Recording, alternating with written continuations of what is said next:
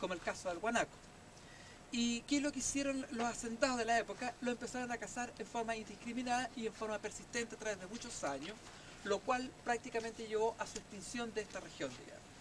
Sin embargo, en estos últimos años, en estos últimos 4 años, hemos encontrado huellas de puma y hemos encontrado fecas de puma, y también nos hemos encontrado de que algunos animales potrillos, terneros, recién nacidos, han sido predados también por el puma. Y ustedes dirán, pero ¿cómo se dan cuenta que han sido predados por el puma y no por otro animal? Porque el comportamiento que tiene el puma cuando preda sobre su presa es bastante característico. Y generalmente deja estos animales, una vez que ya los mata, ¿no es cierto?, consume parte de su carne, el resto lo deja tapado con coirón para evitar que lleguen otros predadores y simplemente para mantener su carne más fresca, digamos. También hemos encontrado algunos gatos silvestres, como el gato guiña, el gato colo-colo, y solamente de esto hemos encontrado algunos restos, algunos cráneos. No hemos encontrado presencia ni de huellas ni de feca, digamos. En su momento obviamente que existieron, pero esta fauna, una vez que ya se ha extinguido, es muy difícil, tienen que pasar quizás muchos años para que nuevamente vuelva, digamos. Imagínense, en el caso del puma, pasaron más de 40, 50 años, digamos, en que se vio el último puma. El último guanaco se vio alrededor de unos 70, 80 años atrás, digamos. También tenemos algunas especies bastante conspicuas, es decir, especies que son muy interesantes desde un punto de vista científico por su singularidad, y el caso del concón. El concón es un ave nocturna, es un rapaz nocturno, digamos así como el tucúquere, la lechuza, que se encuentra solamente en un determinado punto específico de la reserva, y solamente está en ese punto y no existe en ninguna otra parte más. Piensen ustedes que este es un animal, un ave, que nosotros en los 20 y tantos años que yo llevo acá lo he visto en una sola oportunidad, por una situación muy coyuntural, digamos. Son muy difíciles de observar. Bueno, y hay águilas, también tenemos la presencia de cóndor, que es bastante frecuente, digamos, en los sectores altos de la cuenca. Y también una gran diversidad de roedores que son presa, digamos, importante y significativa en la dieta del zorro. En un principio se introdujo el conejo en Chile, digamos, con la esperanza de que iba a ser parte importante de la dieta alimentaria del chileno, y también parte importante de la dieta del zorro, y no ha sido así. Ni el chileno ha sido muy interesado en consumir el conejo, digamos, ni obviamente al zorro tampoco le interesa mucho, porque aparentemente el gasto energético que tiene que hacer para capturar una presa de conejo es mucho mayor que si captura un octodondeo, ¿no es cierto?, u otro tipo de roedores que aquí son bastante frecuentes, inclusive el Oryzomys longicaudato, que es el famoso ratón de cola larga. También clarillo, y muchas veces se piensa que los guardaparques queremos mucho el lugar donde trabajamos, y obviamente que hay algo muy desierto en ello. El trabajar con la naturaleza al final lo lleva a uno a compenetrarse mucho con ella, digamos. Pero también le reserva además el cariño que nosotros podamos sentir por esta unidad, por este recurso natural, sobre todo en un lugar de la zona central, que es uno de los lugares más alterados, dado el alto crecimiento y concentración humana en esta zona, en esta región. Obviamente lo hace ser muy singular en ese sentido. Y uno de los valores más característicos que tiene la reserva es el asunto del río, y ustedes así lo van a poder apreciar. Mucha de la gente que llega, si lo quisiéramos ver por el ámbito turístico, llega obviamente traído por el río a raíz de la calidad que tiene el agua, a raíz de que no tiene ningún tipo de contaminación ni química, ni biológica, ni física, y obviamente también por la cantidad de agua que tiene el río, digamos, que no es menor considerando la zona en que estamos circunscritos. Y como ustedes se dan cuenta, esta es una zona que tiene una gran variabilidad climática. Se pueden apreciar que en esta época del año las precipitaciones han sido extraordinariamente escasos. Tengo entendido que aún no entramos en un periodo de sequía, pero obviamente empieza a preocuparnos el hecho de que ya estemos a fines de abril y que no se cumple ese dicho abril lluvias mil, digamos. Eso obviamente que es preocupante, y es normal dentro de un clima mediterráneo que puede ser extraordinariamente lluvioso, extraordinariamente seco. Y es aquí donde ustedes tienen que reflexionar y tienen que pensar como ciudadanos y como chilenos. ¿Por qué? Porque si estamos en un clima donde pueden haber perfectamente bien 2 o 3 años de sequía, y es normal, digamos, Sí. las reservas de agua que tenemos en la zona central son escasas. Por lo tanto, este río, con una población que ya se acerca a los 6 millones de habitantes, sin lugar a duda que este río en el futuro va a ser bastante estratégico como agua de bebida. De hecho, este río satisface las necesidades de agua potable de toda la comunidad principal y de parte importante de la zona de Pirque. Pero no tan solo sirve como agua de bebida, sino que además también es fundamental como agua de riego. Las tierras de Pirque son extraordinariamente fértiles, digamos. Pero no sacamos nada con tener suelos fértiles si no tenemos un recurso tan valioso como el agua para poder regar estos terrenos y obviamente poderlos cultivar. Y en ese sentido, este río también cumple un papel La CONAF está acá a partir del año 78. Obviamente que a medida que vamos recuperando la cobertura vegetacional, obviamente también deberíamos ir recuperando la producción hídrica. No les puedo dar antecedentes concretos, pero sí lo que les puedo indicar que este río, en el año 87, que fue el último año como de sequía que tuvimos, no bajó tanto su caudal como sí lo hizo el río Mapocho. Y es porque mientras más vulnerables sean, o mientras más alteradas estén las cuencas, obviamente esto repercute con mucha mayor fuerza en la producción de agua. Por lo tanto, estamos ciertos que a la medida que esto se siga protegiendo, se siga recuperando la vegetación, esta interacción que hay entre la vegetación, el suelo y el agua, debe dar sus frutos. Y obviamente de darle una mayor estabilidad a un ambiente tan inestable como el caso de la zona mediterránea. Inestable en el sentido que puede llover, como también, obviamente, las precipitaciones pueden ser extraordinariamente escasas. Y eso significaría que si tenemos un río en un equilibrio mayor, obviamente el agua la podemos disponer también de manera más segura. Eso es bastante importante y quizás eso es lo más estratégico y característico que tenga Río Querillo, independiente de su flora, de su vegetación en general y de la fauna en particular, digamos. Esta es una noción básica de lo que es la reserva. Queríamos darle algunos antecedentes generales. Ahora espero que con su terreno ustedes aprendan a descubrir por qué este grupo de plantas está acá y por qué no lo encontramos allá, cuáles son los factores que están interactuando, tratar de encontrar respuesta, por qué estas hojas son más pequeñas, por qué acá tienen árboles de hojas más grandes, por qué este perdió la hoja, por qué estos otros no, por qué este espino tiene una hoja compuesta, estos otros árboles tienen una hoja simple, en fin, todas esas características que hacen del paisaje de la zona central un paisaje extraordinariamente particular y que le ha significado tener un valor no tan solo a nivel nacional, sino que a nivel mundial.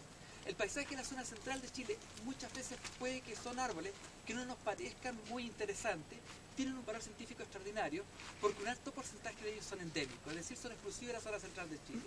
Y esto los científicos a nivel mundial lo han considerado absolutamente relevante y está considerado como uno de los 25 puntos calientes más importantes a nivel mundial.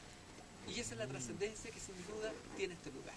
¿Qué se refiere con puntos calientes? Son los hotspots, lugares que tienen una importancia científica dada la composición de las especies que componen este tipo de ambiente y que están en peligro de desaparecer. O se encuentran en condiciones vulnerables o muy amenazados, digamos. ¿Estamos? Bien, jóvenes, un gusto tenerlo en nuestra casa. Les vamos a pedir que nos llenen una pequeña encuesta, que evalúen el entusiasmo con que uno hizo la actividad y se la van a pasar los profesores en su momento para que la puedan llenar, por favor. Solamente yo se los voy a pasar, digamos. Y ojalá que descubran lugares mucho más interesantes de Río Querillo y el día de mañana, bueno, a lo mejor algunos de ustedes lo tenemos guiando a un grupo de turistas. Miles de años atrás pudo haber sido un glaciar por el tema que lleva el río, por Cajón, y por la cordillera y por el... Señor visitante, evite los incendios forestales, queme de a poquito. Sí, botamos una guay y se quemó, pues.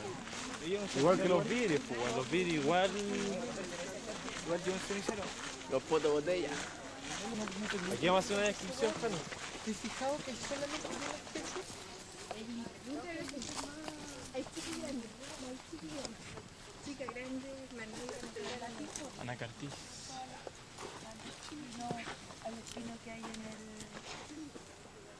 Ay, ¿cómo se llama ese otro? Ejín latifolia. Con vegetación a otro lado. Tengo pimiento, plata, hace calor, pero era importante que pudiéramos llegar hasta el río para que lo que hemos visto en materia lo veamos, lo podamos aplicar. Claro, esta agüita se puede tomar. ¿Ustedes escucharon lo que describió una de las pocas aguas limpias que nos quedan de la región metropolitana? Las flores silvestres de Chile. Ya.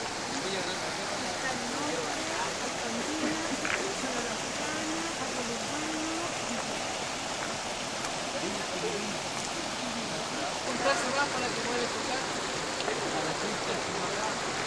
Como ya vieron en clase, uno de los efectos del río es la disección, ¿no es cierto? En la parte alta del río donde más erosiona, en las partes medias donde erosiona y a la vez deposita, y en las partes bajas donde prácticamente su acción es de depositación, transporte. En este caso, todavía estamos como en términos de la parte media alta del río, podemos ver que el río acá está en cierto modo encauzado por esta formación. Esta formación que ustedes ven acá, al igual que la de acá, corresponde a una intrusión granítica. Esta intrusión granítica es de la edad del Mioceno, ahí del periodo terciario. El Mioceno es como el terciario superior. Y esta formación rompió esta zona, se produjo acá y igual es mucho más nueva que la formación que vemos en el fondo, que es una formación abanico, si no me equivoco, que también es del terciario. Pero esta es una intrusión granítica, a diferencia de la de allá, que es un levantamiento de depósitos terciarios también sedimentarios. Esta es una intrusión plenamente granítica, es decir, roca ígnea. Esta roca ígnea pueden ver que en cierto modo también atajo el río, lo encauzó en esta pared. Pueden ver las grandes rocas que podemos ver acá. Y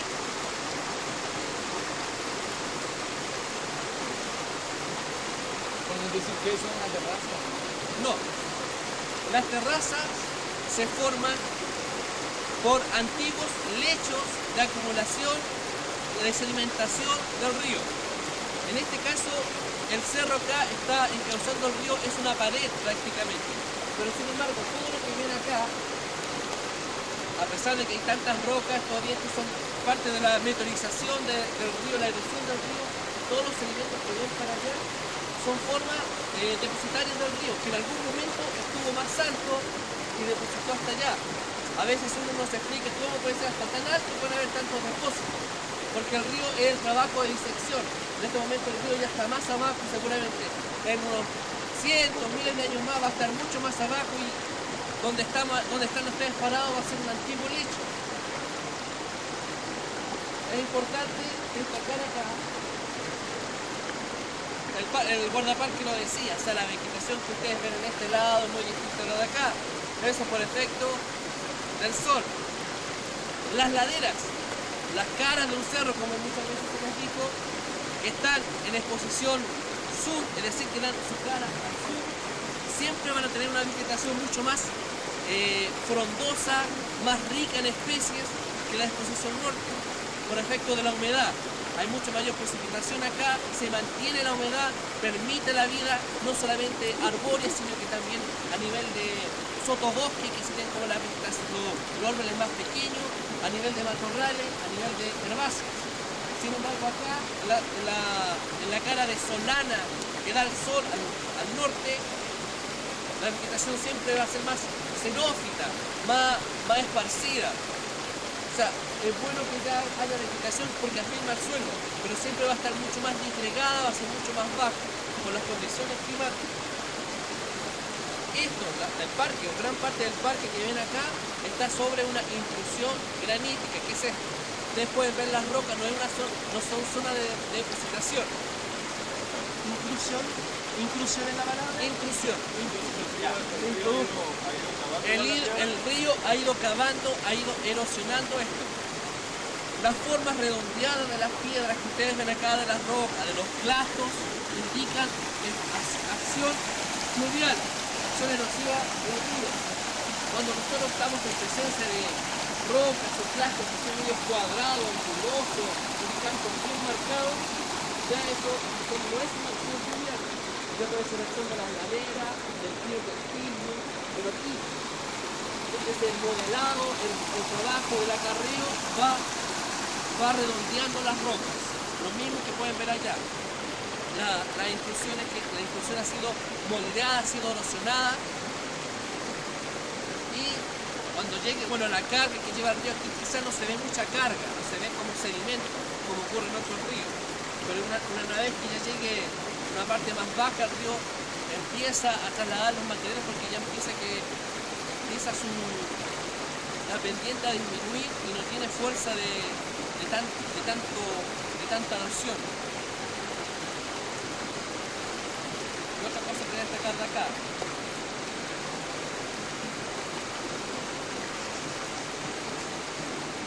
¿Le gustaba ver un nivel de Acércate más para que le quede el sonido.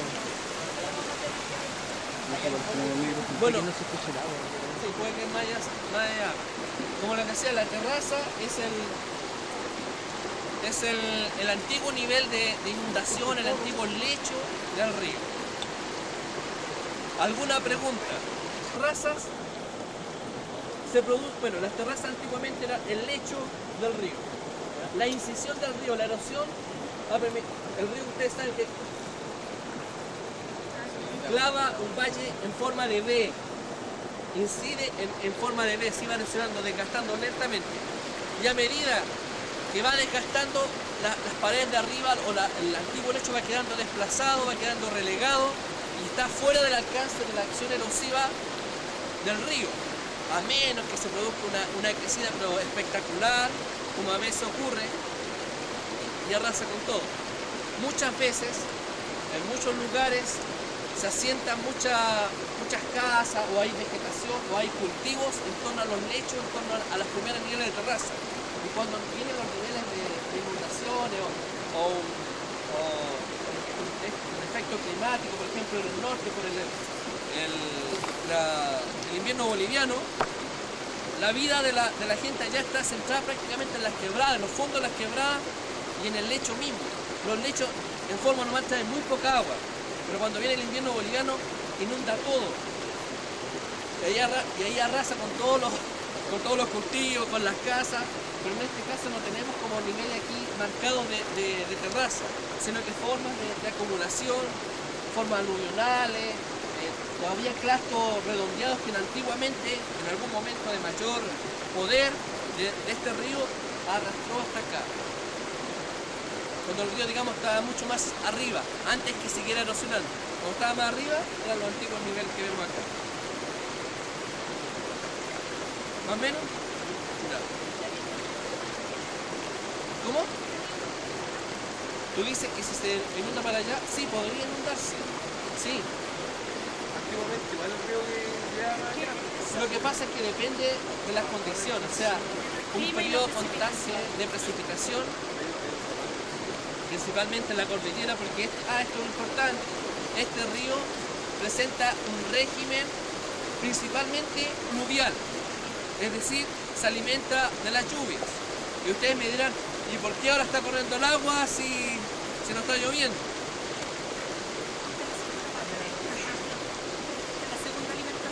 Claro, la segunda alimentación es que también por efecto de las nieves.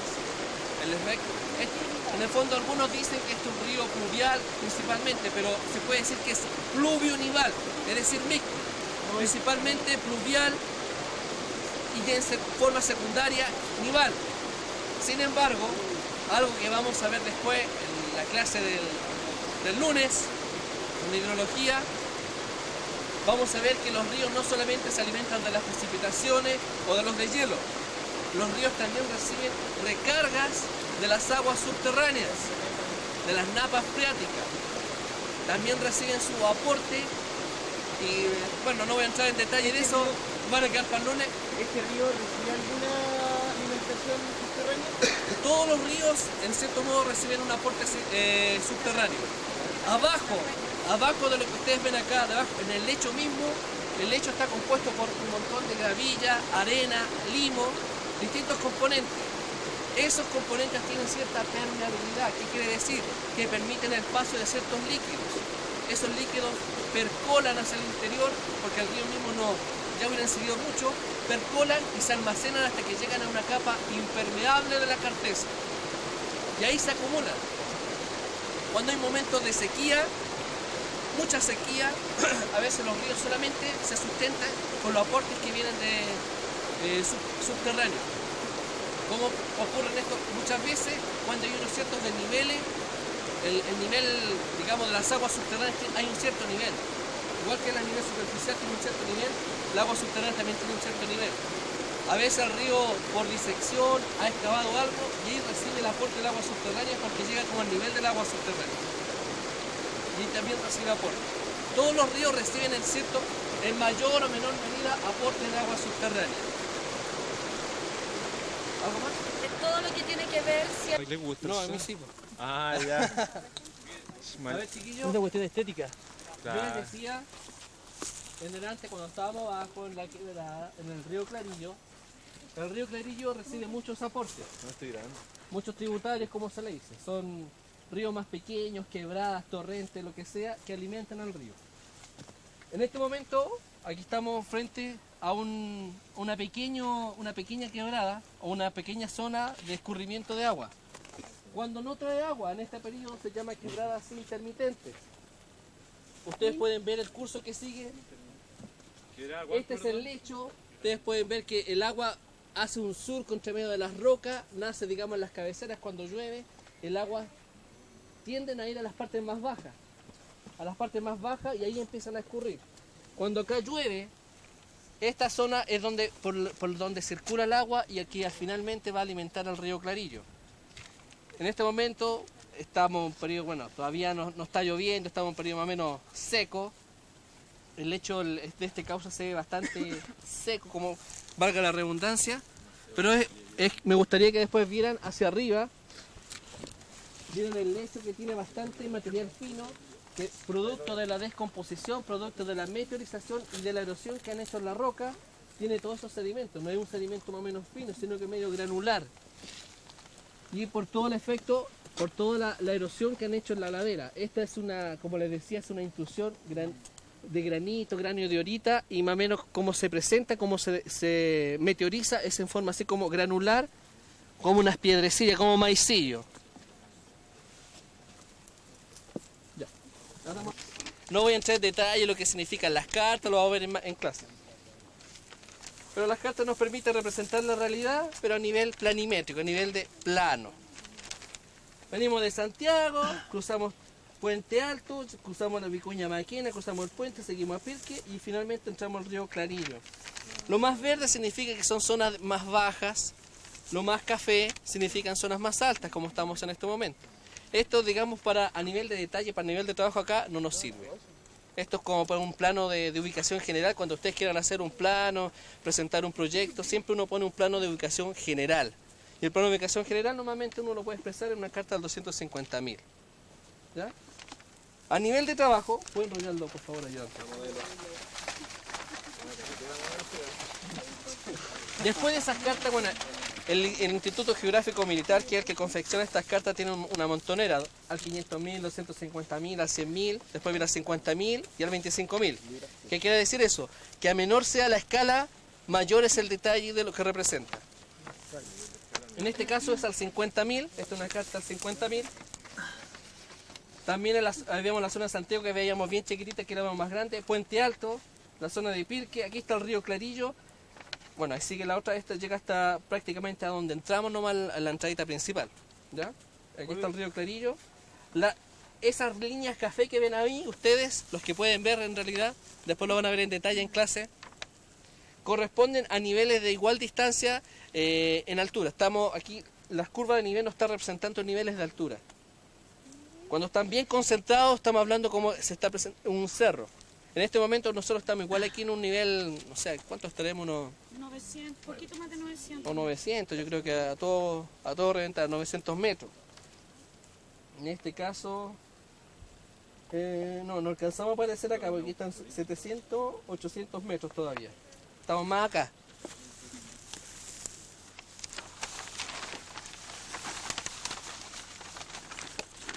Esta es la carta que continuaba. También deteriorada, estos son de mi trabajo, sé que se ocupan bastante en el ministerio. Nosotros, en estos momentos, yo sé que algunos no pueden ver, quizás con el zoom de la cámara, estamos acá en el río Clarillo, aquí en esta entrada. Lo que vemos nosotros donde estamos parados en este momento corresponde a esta formación, a este sistema que yo decía que era una intrusión granítica.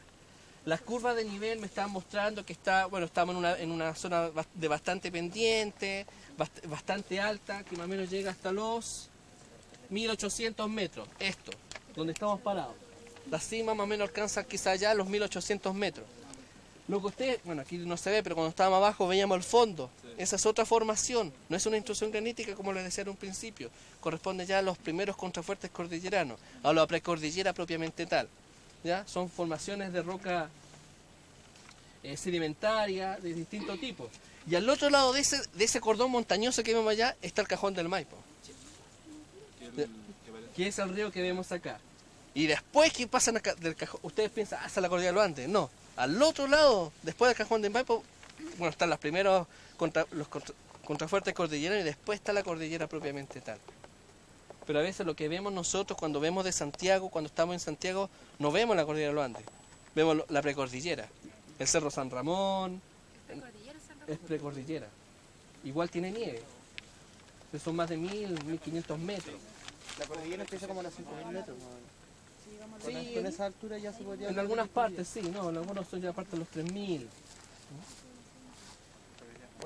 Bueno, San Ramón para atrás. yo creo que ya en cartografía yo vamos a trabajar bastante en esto para que se manejen con cartas. O sea, cuando uno va a terreno, al menos en nuestra carrera, ocupamos mucho las cartas topográficas porque nos sirve de guía, nos sirve para ubicarnos en el espacio donde estamos. A mayor detalle sería ideal, una al 25.000 no me pude conseguir, no había en ninguna parte, estuve tramitando pero no encontré, para que uno haya visto esto a mucho mayor detalle. Podemos ver incluso mejor las pendientes. La carta topográfica nunca me va a mostrar la formación vegetacional, me muestra las formas del relieve, el río, y a veces uno interpretando las formas que tienen las curvas de nivel podemos determinar si aquí hubo un circo glacial, si hay morrenas, pero ya a nivel ya de detalle. Esto respecto a las cartas topográficas. Como les decía, como muchas veces repetimos, estamos en una zona de solana, y uno podría decir que igual hay bastante vegetación. Pero, sin embargo, dentro de esta vertiente de la disposición norte o de la ladera solana, siempre va a haber diferencia, va a haber partes que va a haber mucho más vegetación que otras. Lo mismo que en la zona de Umbría, porque no toda esta vertiente está afectada con la misma cantidad de sol en cada punto. Hay distinta radiación, hay distinta ¿cómo se dice? Potencia del efecto del sol, porque los árboles también están ayudando a mantener un nivel de follaje, un nivel herbáceo bastante continuo. Esta zona, a diferencia quizás de la de allá, tenemos una presencia arbórea ya del bosque esclerófilo, y no hay una presencia muy desarrollada como de un sotobosque. El sotobosque correspondería como a, bueno, los árboles un poco más pequeños, después vienen a nivel, después del sotobosque viene el matorral, correspondería a esto es quillay, me parece, no, esto es coyiguay, a coyiguay, que es una forma, digamos, de matorral, y el nivel herbáceo no hay mucha variedad herbácea, o sea, más o menos son siempre plantas rastreras que podemos ver. A diferencia de la parte de Umbría, de la vertiente de Umbría, que podría haber una presencia de un sotobosque, quiere decir árboles un poquito más pequeños, los grandes árboles que serían el boldo, el peumo, me parece, que son como los más grandes por acá. Sí, pero aquí no hay presencia de boldo. ¿No hay? No. No, en esta no, pero en el frente. Al frente podría haber Sí, boldo. boldo, peumo, y quizás más pequeño el lingue, el quillay, que serían como a nivel como de sotobosque. Tendríamos presencia, digamos, de una formación de matorral, como el coyiguay, que está de las hojitas medias verdosas amarillas, y una fuerte presencia herbácea. Ustedes pueden ver que igual hay bastante hoja en el suelo, y todo esto igual ayuda a mantener un ecosistema bastante rico. En este momento yo estoy destruyendo parte del ecosistema, lo estoy pisando, pero por efectos de la ciencia y de la enseñanza, vale la pena. Todo esto es bastante rico. El guardaparque decía que hay una rica avifauna. Es cierto que lo más probable es que no veamos especies de fauna, lo más podríamos ver algunas especies de aves. Obviamente los animales se van a esconder. El puma, pues se me olvidó preguntarle si tenían dataciones de cuántos pumas hay acá en esta zona. No, porque ni siquiera los han avistado. Solo han visto las huellas, lo que han dejado. Pero en todo caso esta zona, algo que nos faltó quizás decir en la introducción y que creo que dijo el guardaparque, esta, como vimos en las clases, esta es la zona del matorral y bosque esclerófilo. Esta es la parte, digamos, lo más al sur que llega a este tipo de concentración de formación vegetacional. Esto no quiere decir que más al sur no vamos a encontrar litre, no vamos a encontrar quillay o no vamos a encontrar boldo, peumo. Los vamos a encontrar. Pero no en asociación. Pero en este tipo de formación o esta gran concentración es hasta aquí donde llega. Más al sur vamos a encontrarlo también mezclado, vamos a encontrar quillay, vamos a encontrar el boldo, pero no en este nivel de concentración. Por ejemplo, cuando en la zona de Los Ángeles, la carretera, donde hicieron la ruta 5, la nueva, podemos ver algunas formaciones de boldo, de litre, pero son como reducciones, son pequeñas formas que han quedado, pero no alcanzan a tener una representación tal cual está acá. Esta es una zona muy importante, como decía el guardaparque, encontramos muchas especies endémicas, incluso en la región metropolitana en algunas especies de aves, me parece que no sé cuántas son endémicas de la región y aquí encontramos la mitad. Sí. De especies de lagartos también encontramos la mitad de la especie endémica, la encontramos acá, en este parque. 6 especies, son 11 a nivel nacional. Claro, y aquí encontramos la mitad. Un tema que es súper importante aquí en la reserva es que en el caso de la flora, en el caso de la vegetación, hay especies que han sido introducidas por el hombre, a pesar que sí corresponden al paisaje, como el espino. El espino siempre lo vamos a encontrar en asociación, ¿cierto? El famoso Acacia cadem, pero no corresponde a la asociación de bosque esclerófilo, ¿ya? No pertenece porque esclerófilo es de hojas duras y más bien el acacio pertenece a la familia que tiene que ver con las cactáceas, de bosque con espinos, ¿ya?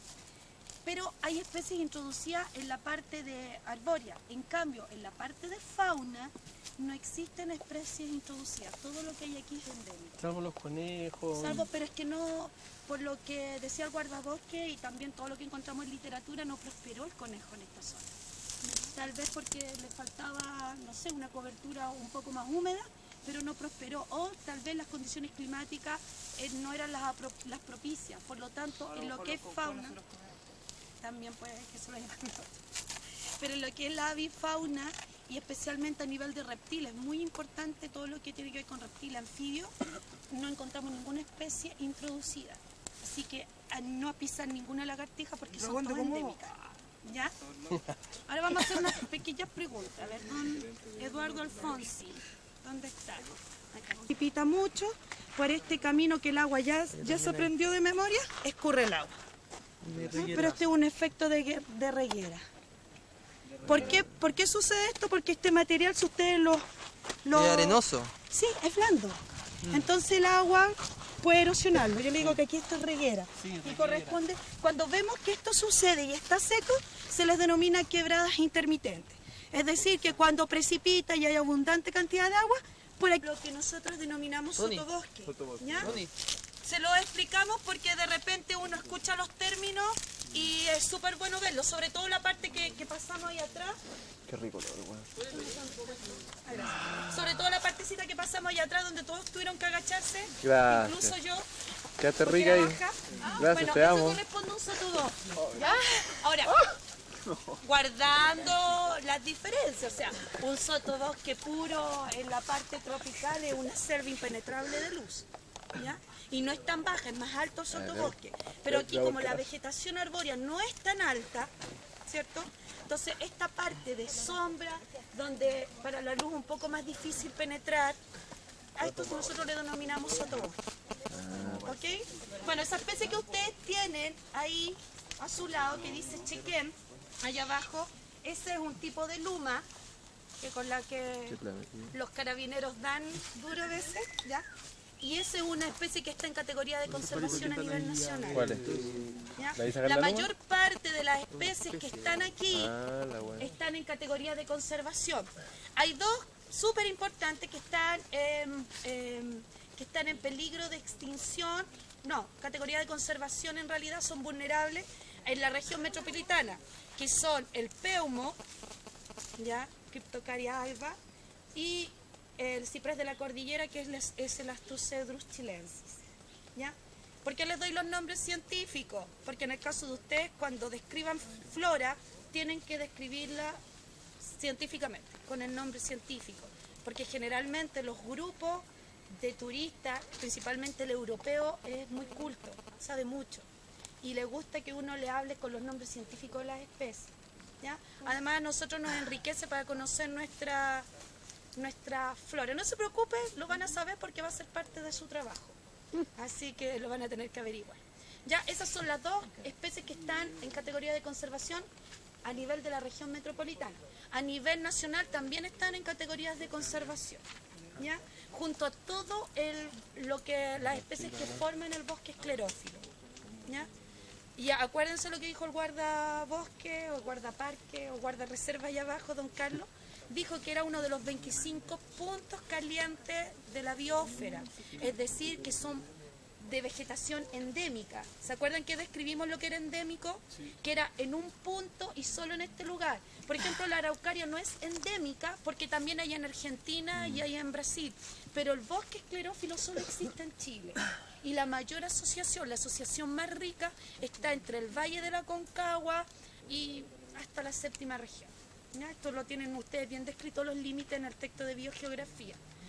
Entonces es importante porque es único en el mundo este pulmón. De repente uno sí mira, cuando a uno no le interesa mucho la naturaleza, mira, y ese bolito picante, feíto, saquémoslo.